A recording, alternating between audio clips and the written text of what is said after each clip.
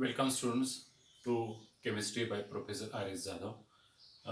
In our last meeting, we have seen what topics we are going to study in this particular topic, in this particular subject, that is chemistry. Okay. आणि मग आपण काय केलेलं होतं तर आपल्या केमिस्ट्रीमध्ये जो पहिला टॉपिक जो आहे that is some basic concept of chemistry. Okay. तर या टॉपिकमध्ये आपल्याला काय काय स्टडी करायचं आहे आणि हे जे आहे हे आपण बघितलं. त्याच्यामध्ये इव्हॅल्युएटिव्ह पार्ट कोणता आहे आणि नॉन इव्हॅल्युएटिव्ह पार्ट कोणता आहे हेही आपण बघितलं. आणि आपल्याला माहिती आहे की आपला सिलेबस जो आहे तो सिलेबस सेट केलेला होता, पण तो सेट केल्यानंतर नेमकी जी अभूतपूर्व परिस्थिती जी निर्माण झाली कोविडच्या संदर्भामधली, त्याच्यामुळं बऱ्याचशा गोष्टी ज्या आहेत त्या गोष्टी वगळाव्या लागल्या. आणि मग गोष्टी वगळल्यामुळं मग काही पार्ट जो आहे तो पार्ट आपल्या सिलेबसमधनं त्यांनी डिलीट केला. पण डिलीट करत असताना त्यांनी असा एक शब्द वापरला होता की दिस विल बी नॉन इव्हॅल्युएटिव्ह. हा पार्ट जो आहे तो इव्हॅल्युएटिव्ह असणार नाही, म्हणजे the questions will not be asked on this particular part or on this particular you may say points. Okay. आणि मग बाकीचं जे काही ठेवलेलं आहे शिल्लक, तर त्याच्यावर मात्र इव्हॅल्युएटिव्ह पार्ट जो आहे तो इव्हॅल्युएटिव्ह पार्ट असणार आहे, म्हणजे the questions can be asked on that particular points. Okay. तर अशा पद्धतीने आपल्याला ही माहिती मी मागच्या वेळेला तुम्हाला दिली होती, इव्हॅल्युएटिव्ह पार्ट कोणता आहे आणि नॉन इव्हॅल्युएटिव्ह पार्ट जो आहे तो कोणता आहे. पण त्याच वेळेला मी असं म्हटलं होतं, जरी नॉन इव्हॅल्युएटिव्ह पार्ट जरी समजा त्याच्यामध्ये असला तर it does not mean that we should not know what is that non evaluative part काय आहे किंवा त्यामध्ये काय स्टडी करायचं आहे हे जर आपल्याला माहिती नसेल तर आपण टॉपिक जो आहे हा टॉपिक चांगल्या पद्धतीने घेऊ शकणार नाही.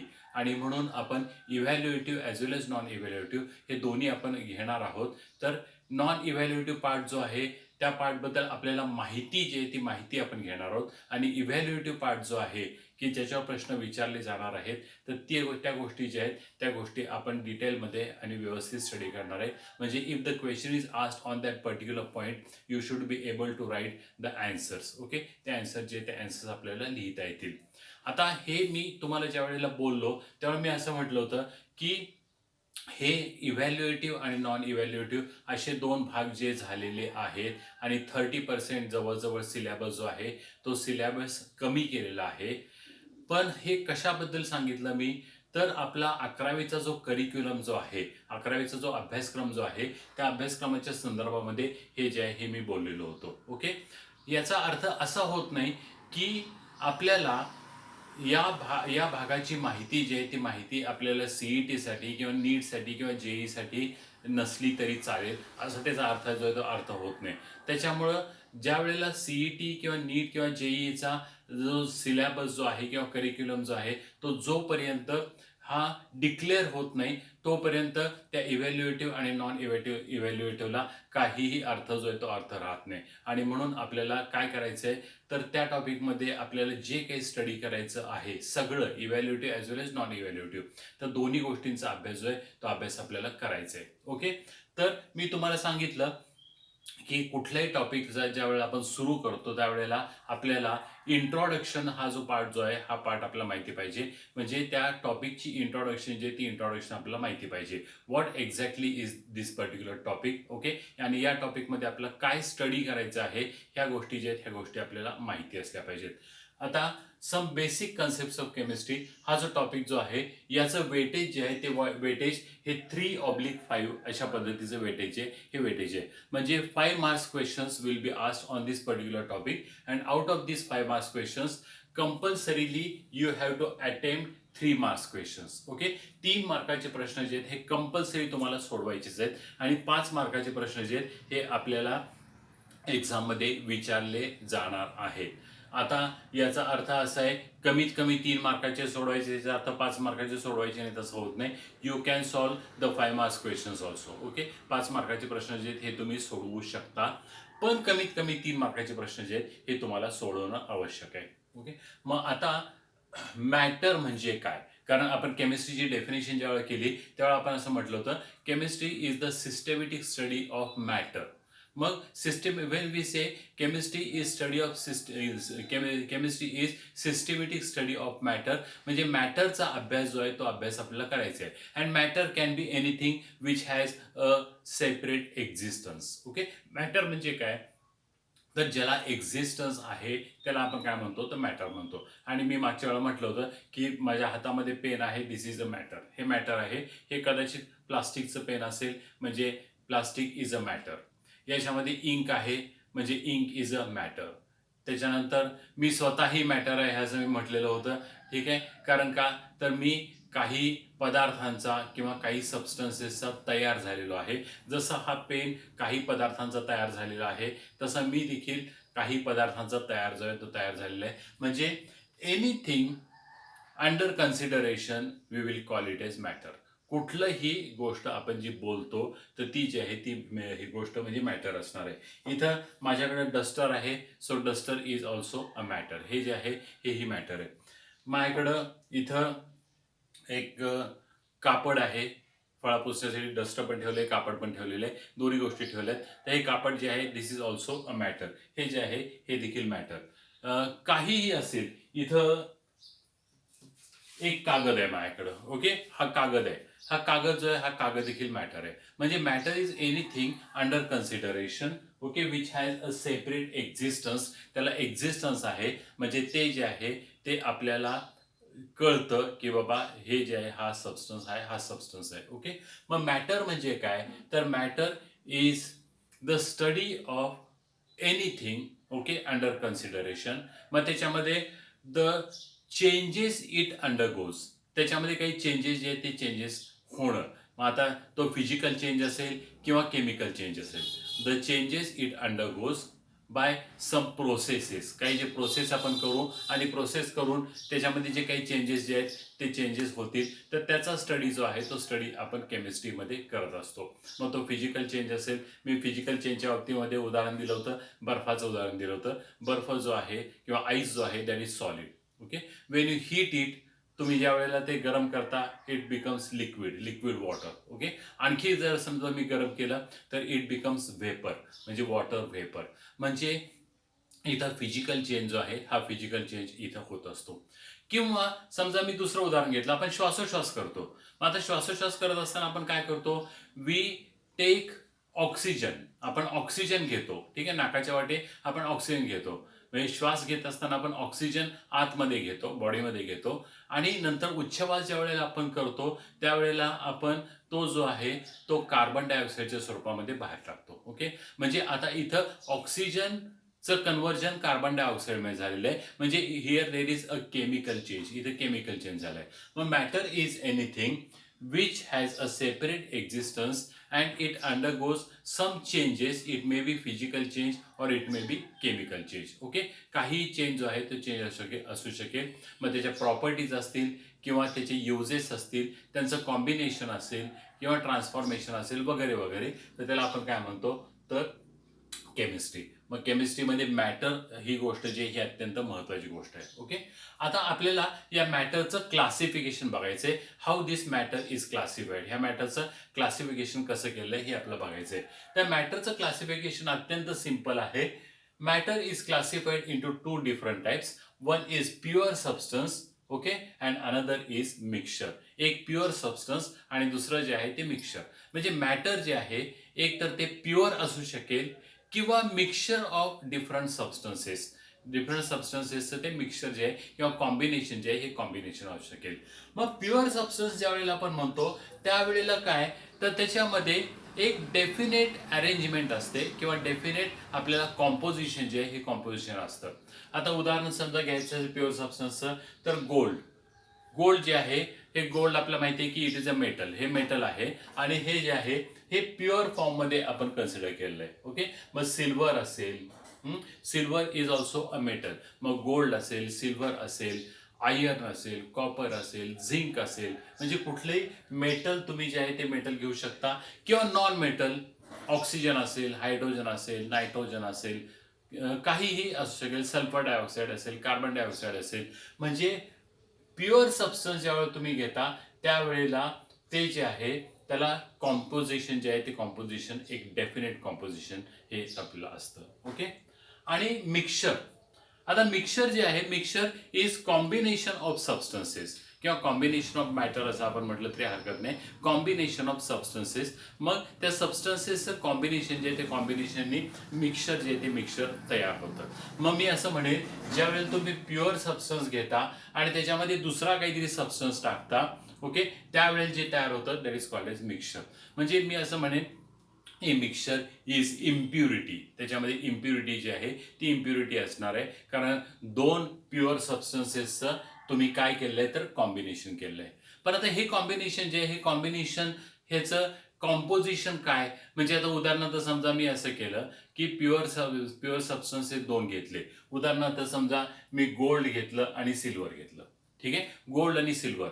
आता गोल्ड आणि सिल्वर यांचं ज्या वेळेला मी मिक्स करतो, ठीक आहे, त्यावेळेला आता त्याचं कॉम्पोजिशन काय हे मला माहिती नाहीये. म्हणजे I don't know what is the composition of gold and what is the composition of silver. त्यामध्ये गोल्ड किती आहे आणि सिल्वर किती आहे हे मला माहिती नाहीये. ओके, म्हणजे it has no definite composition. मिक्सचरमध्ये काय असतं तर कॉम्पोजिशन जे हे कॉम्पोजिशन नसतं.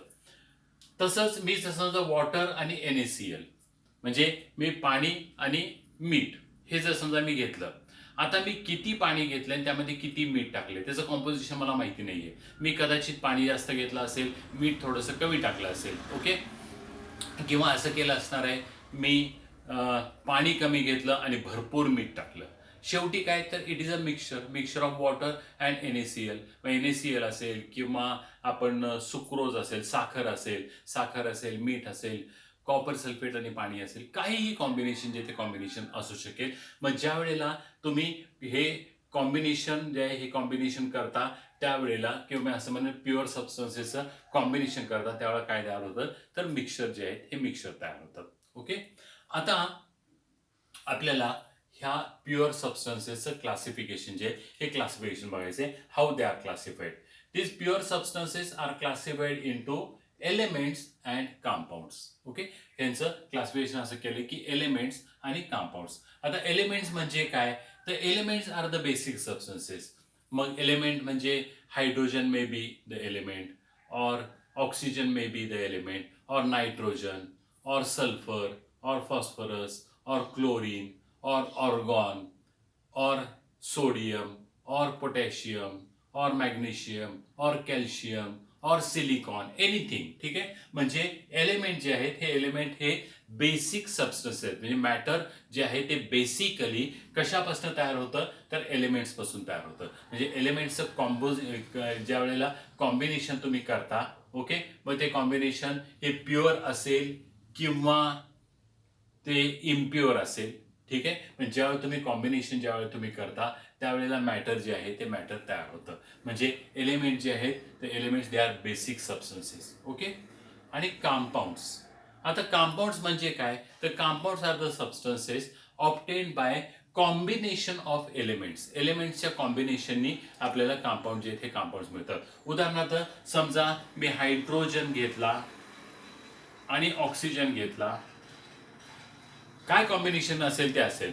हायड्रोजन आणि ऑक्सिजन मी जर घेतला तर यांच्या कॉम्बिनेशननी जे तयार होतं तर this is compound. Okay, so water is a compound. ठीक आहे, तसंच मी समजा सोडियम घेतला आणि क्लोरीन घेतला.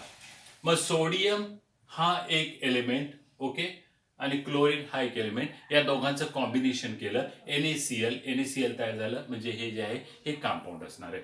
म्हणजे तर कंपाऊंड जे आहेत हे कंपाऊंड्समध्ये काय असतं तर कॉम्बिनेशन ऑफ एलिमेंट्स असतं. ओके, आता आपल्याला जर समजा मी NaClचं इथं उदाहरण जे आहे ते उदाहरण लिहिलंय. आता समजा की NaCl आपल्याला माहिती आहे की सोडियम क्लोराईड हे आपल्या जीवनाचा अत्यंत अविभाज्य घटक जो आहे तो घटक आहे.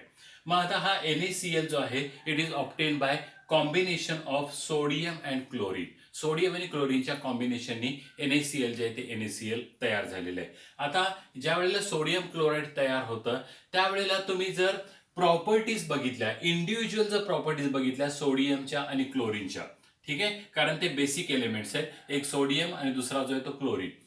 सोडियमच्या प्रॉपर्टी जर बघितल्या तर सोडियम जे आहे हा हायली हायली हायली रिॲक्टिव्ह आहे. असं म्हणतात की सोडियम मेटल जर समजा आपण हातावर ठेवला, ठीक आहे, तर तो इथून खाली पडेल. म्हणजे तो, आपल्याला माहिती आहे की आपल्या शरीरामध्ये 70% पाणी आहे आणि सोडियमचं पाण्याबरोबर अत्यंत व्हायलंटली रिॲक्ट होतो. त्यामुळे आपल्या शरीरामध्ये जे पाणी जे आहे त्या पाण्याचा सोडियम मेटल बरोबर ज्या वेळेला कॉन्टॅक्ट येतो त्यावेळेला ते जे आहे ते पाण्याबरोबर तो रिॲक्ट होतो आणि स्फोट करू शकतो. आपला हात जो आहे तो आपल्या स्फोटाने आपला हात निकामी होऊ शकतो. किंवा मी असं म्हणेन की जेव्हा तुम्ही सोडियम मेटल हातावर ठेवता त्यावेळेला इथून तो खाली पडेल आणि मोठाच्या मोठा स्फोट होऊन आपला हात जो आहे तो हात संपूर्ण डॅमेज जो आहे तो डॅमेज होऊ शकतो. म्हणजे सोडियम मेटल हा जो आहे हा अत्यंत एक्सप्लोजिव्ह आहे. Chlorine is highly poisonous gas. Chlorine जो आहे तो हायली पॉइझनस आहे, अत्यंत विषारी अशा पद्धतीचा जो आहे तो गॅस आहे.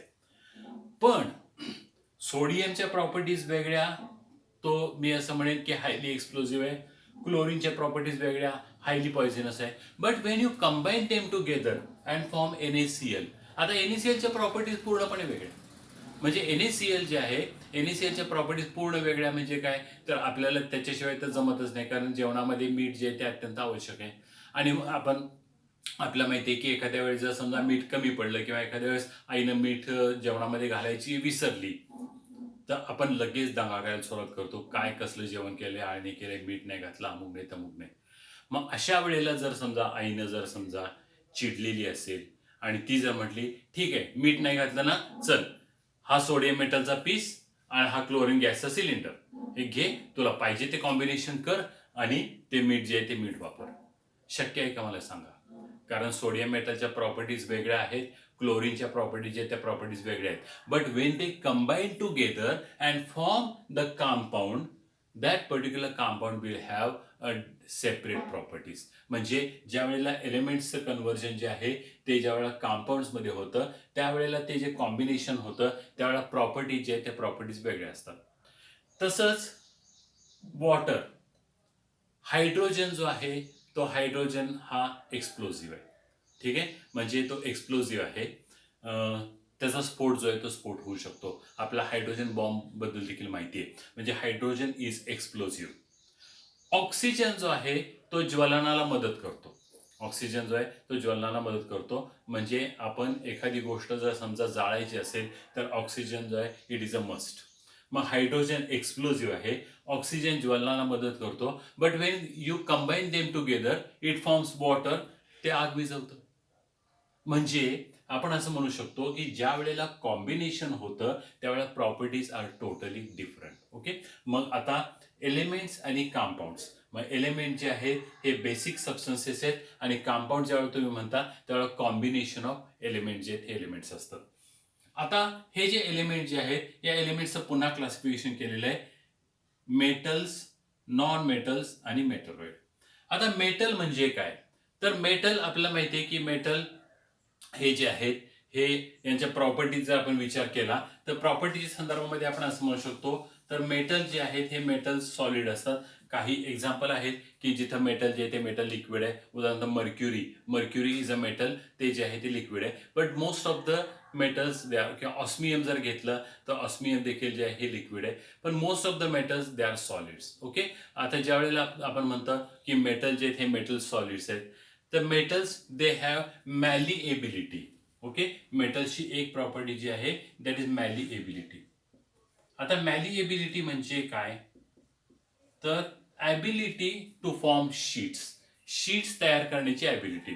समजा तुम्हाला एखाद्या मेटलचा पीस दिला, उदाहरणार्थ समजा तुम्हाला आयर्न मेटल, लोखंड जे आहे ते लोखंडाचा एक पीस जो आहे तो पीस तुम्हाला दिला आणि एक हॅमर दिला, हातोडा दिला आणि सांगितलं की काय नाही दिवसभर ते ठोकत बसायचं आणि मी संध्याकाळी येईन त्यावेळेला मला त्याच्यापासनं पत्रा जो आहे तो पत्रा मला तयार झालेला दिसला पाहिजे. तर तुम्ही काय कराल, तुम्ही म्हणाल की मी लोहार आहे, माझ्याकडं ह्या आयर्न मेटलचा पीस आहे आणि आता मी ते ठोकत बसणार आहे आणि त्याच्यापासून पत्रा जो आहे तो मी पत्रा तयार करणार आहे. ठीक आहे. म्हणजे आणि मग खरोखरच संध्याकाळपर्यंत, कारण आपण लोहार आहे म्हटल्यानंतर आपलं काम जे आहे ते ठोकत बसायचं काम आहे आणि त्या मेटलची शीट जी आहे ती शीट करायची आहे. खरोखर संध्याकाळपर्यंत तुम्ही त्याची शीट जी आहे ती शीट तुम्ही तयार करू शकता. And that is called as malleability. So malleability is ability to form sheets. Okay. These metals, they are ductile. ते मेटल जे आहेत ते डक्टाईल असतात, म्हणजे they have ability to form wires. तुम्ही त्याच्या वायर जे आहेत ते वायर्स तुम्ही तयार करू शकता, त्याला फोर्स अप्लाय करून वायर्स तयार करू शकता. मग कॉपर मेटल असेल, कॉपरच्या वायर असतात, किंवा ॲल्युमिनियम मेटल असेल, ॲल्युमिनियमच्या वायर असतात. ओके. मग हे ज्या वायर्स आहेत ह्या वायर्स तयार होणं या ही मेटलची प्रॉपर्टी आहे. ओके. त्याच्यानंतर metals, they are good conductors of heat. Metal जे आहेत ते हीटचे गुड कंडक्टर्स आहेत. उदाहरणार्थ आपण समजा एखादा चमचा घेतला आणि तो जर समजा गॅसवर जर धरला, गॅसवर धरल्यानंतर आपण साधारणपणे 1 किंवा 2 किंवा 3 सेकंदांनी आपण तो चमचा हातातून टाकून देतो. ॲक्च्युली तुम्ही चमचा जो धरलेला असतो तो चमच्याचा पुढचा भाग जो आहे हा पुढचा भाग तुम्ही तापवत असता. ठीक आहे. आणि तुम्ही चमचा जो इथं पकडलेला आहे तुम्ही इथं तापवत असता, परंतु 2-3 सेकंदात तो तुम्हाला चमचा सोडून द्यायला लागतो. का? तर इथं तापवले म्हटल्यानंतर फक्त इथंच गरम होत नाही, तर ती हीट जी आहे ना ती हीट ट्रान्सफर होते आणि तुम्हाला इथंपर्यंत हीट येते आणि तुम्हाला चटका बसतो, तुम्ही हातातून सोडून देता. म्हणजे they are good conductors of heat. They are good conductors of electricity. Metal जे आहेत ते इलेक्ट्रिसिटीचे गुड कंडक्टर्स आहेत. म्हणजे थोडक्यात काय, तर ॲल्युमिनियम मेटलची वायर असेल किंवा कॉपर मेटलची वायर असेल तर ते जे आहे त्याच्यातून इलेक्ट्रिक करंट जो आहे तो इलेक्ट्रिक करंट पास होऊ शकतो. So they are good conductors of heat, they are good conductors of electricity. Okay. त्याच्यानंतर ते जे आहेत दे हॅव लस्टर. मेटल्सना लस्टर असतो. मग लस्टर म्हणजे काय, ते शायनिंग अपीअरन्स. उदाहरणार्थ गोल्ड, समजा गोल्ड जर तुम्ही घेतलं तर गोल्ड हॅज शायनिंग अपीअरन्स. और सिल्वर हॅज शायनिंग अपीअरन्स. और कॉपर, ठीक आहे, कॉपरला देखील शायनिंग अपीअरन्स आहे. म्हणजे दे हॅव लस्टर, त्यांना लस्टर असतं. या सगळे आपण, मला वाटते 90मध्ये मेटल्सच्या प्रॉपर्टीच्या संदर्भामध्ये आपण हे सगळी माहिती जी ही माहिती बघितली. नॉन मेटल्स म्हणजे काय, जे मेटल्स नाहीत असे त्यांना आपण नॉन मेटल्स म्हणतो. नॉन मेटल जे आहेत हे कसे असतात, तर ते ब्रिटल असतात, ठिसूळ असतात. कदाचित ते सॉलिड असतील, कदाचित लिक्विड असतील, कदाचित गॅसेस देखील असू शकतील. ओके.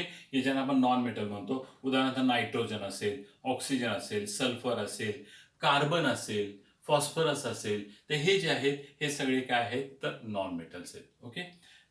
त्यांच्या प्रॉपर्टीज मेटलच्या एक्झॅक्टली अपोजिट. त्यानंतर मेटलॉइड्स. आता मेटलॉइड म्हणजे काय, तर मेटल ॲज वेल एज नॉन मेटल, दोन्ही मेटल ॲज वेल एज नॉन मेटल. म्हणजे थोडक्यात काय, तर ते जे सबस्टन्सेस आहेत ते काही वेळेला मेटल म्हणून बिहेव करतात, म्हणजे मेटलच्या प्रॉपर्टीज दाखवतात. काही वेळेला नॉन मेटल म्हणून बिहेव करतात, नॉन मेटलच्या प्रॉपर्टीज दाखवतात. म्हणजे समोर जर समजा मेटल आला की ते म्हणणार मी नॉन मेटल आहे, आणि समोर जर नॉन मेटल आला तर म्हणणार मी मेटल आहे. ठीक आहे. तर अशा पद्धतीने मेटलॉइड जे हे मेटल्स असतात. उदाहरणार्थ सेमी कंडक्टर्स तुम्ही शब्द ऐकलेला असणार आहे. हे इलेक्ट्रॉनिक मध्ये आपलं सेमी कंडक्टर्स आपल्याला बऱ्याच वेळेला येतं. मग ते सेमी कंडक्टर जे आहेत तर ते सिलिकॉनने बनलेले असतात. ओके. म्हणजे हे जे आहे यांना आपण मेटलॉइड्स असं म्हणतो. मग एलिमेंट्स आणि कंपाऊंड्स. ओके. एलिमेंट्सचं क्लासिफिकेशन मेटल, नॉन मेटल आणि मेटलॉइड. त्याच्यानंतर मिक्सचर. आता मिक्सचरचं पुन्हा क्लासिफिकेशन असं केलेलं आहे की mixtures are classified into homogeneous mixture and heterogeneous mixture. ठीक आहे. होमोजिनियस आणि हेटरोजिनियस. होमो मीन्स सिमिलर, म्हणजे त्याच्यामध्ये एकच फेज असते. कारण आपण मिक्सचर म्हटलेलं आहे म्हणजे कॉम्बिनेशन आहे. मग ज्यावेळी तुम्ही कॉम्बिनेशन करता त्यावेळेला तुम्ही दोन सबस्टन्सेस ज्यावेळी तुम्ही घेता त्यावेळेला कदाचित ते दोन सबस्टन्सेस एकमेकांमध्ये फ्रीली मिक्स होऊ शकतात किंवा ते फ्रीली मिक्स होणार नाहीत. मग जर ते फ्रीली मिक्स होत असतील तर त्यांना म्हणतात होमोजिनियस मिक्सचर. उदाहरणार्थ समजा शुगर सोल्युशन, साखरेचं सोल्युशन. मी पाणी घेतलं आणि पाण्यामध्ये साखर टाकली. आता पाणी जे आहे तर हे लिक्विड फॉर्ममध्ये आणि साखर जे आहे ते सॉलिड आहे. पण ज्यावेळेला मी साखर पाण्यामध्ये टाकतो त्यावेळेला आणि ती ढवळतो त्यावेळेला काय होतं, तर साखर गायब होते. मग साखर गायब होते म्हणजे काय होतं, it forms a mixture and that mixture is homogeneous. म्हणजे ते तुम्हाला सेम सगळीकडे तुम्हाला दिसणार आहे. म्हणजे तुम्हाला त्या साखरेची चव जी आहे ती तुम्हाला त्या पाण्यामध्ये आलेली दिसेल. कारण पाण्याला चव नाहीये, पण साखर टाकली तर मात्र तुम्हाला त्याची चव जी ती चव येते. म्हणजे it shows the existence. Sugar जी आहे ती एक्झिस्टन्स दाखवते, परंतु ते एक्झिस्टन्स जे आहे ते तुम्ही फिजिकल मेथड्सनी तुम्ही साखर आणि पाणी जे आहे ते सेपरेट करू शकत नाही. ओके, मी फिजिकल मेथडनी म्हटलं. There may be some chemical methods where you can separate sugar from the water. ठीक आहे, पण फिजिकल मेथडनी तुम्हाला हे सेपरेट करता येईल. तसंच सॉल्ट सोल्युशन, मिठाचं सोल्युशन, मीठ आणि पाणी हे फ्रीली मिक्स होतं आणि त्याचं सोल्युशन जे आहे ते सोल्युशन तयार होतं. That is homogeneous mixture. तसंच एअर, एअर जर आपण घेतली, हवा, ठीक आहे, हवा जर घेतली तर it is also a mixture. Mixture of different gases. मग त्यामध्ये ऑक्सिजन असतो, त्यामध्ये कार्बन डायऑक्साईड असतो, त्यामध्ये नायट्रोजन असतो, त्यामध्ये क्लोरीन असतो. वेगवेगळे गॅसेस जे ते गॅसेस यांचं मिक्सचर जे आहे ते मिक्सचर एअरमध्ये असतं. So air is a homogeneous mixture. Okay, homogeneous mixture of different gases, different गॅसेसचे. पण ते होमोजिनियस आहे. म्हणजे आता इथं हवा आहे, या हवेमध्ये ऑक्सिजन आहे, कार्बन डायऑक्साईड आहे, नायट्रोजन आहे, सगळं आहे.